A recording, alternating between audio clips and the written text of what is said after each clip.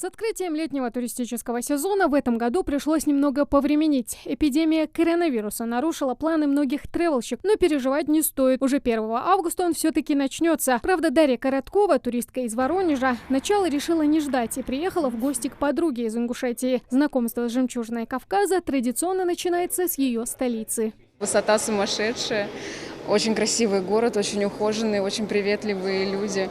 Очень все понравилось. Очень интересны ваши традиции, очень интересна ваша история. Это очень все захватывает и поглощает в себя. Визитная карточка не только Магаса, но и всей республики, можно сказать. Излюбленное место туристов со всех уголков мира – башня Согласия. Величественный небоскреб впечатляет не только внешней красотой. Переступившего ее порог ожидает удивительная экскурсия в прошлое, в эпоху Средневековья. Боевая, полубоевая, жилая башни. Под звездным небом атмосфера перемещает в город Галгаев. Сейчас мы находимся в башне образца XI века. Чем они отличались от тех же 16-го? Смотрите, башни XI века строились изнутри как бы деревянным подпорками, поэтому они становились выше.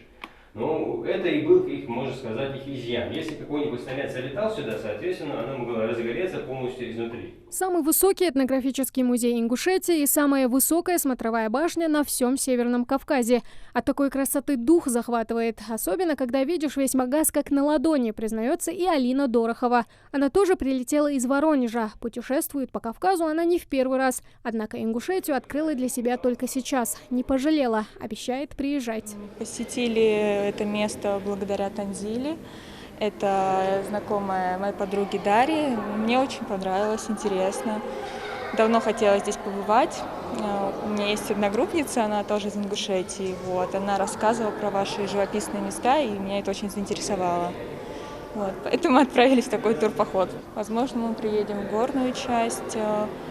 Очень хотелось бы, конечно. Количество желающих подняться на башню Согласия в летнее время достигает до нескольких сотен человек. Экскурсии для жителей и гостей республики можно посетить с 10 утра и до 4 вечера ежедневно. Мы проводим экскурсионную программу. Мы обычно рассказываем на первом этаже про быт ингушей, соответственно, как проживали, там, про кухню, там, знаете, про быт, соответственно. И когда поднимаемся на самый верх, уже по картине начинаем рассказывать историю нашего народа, соответственно.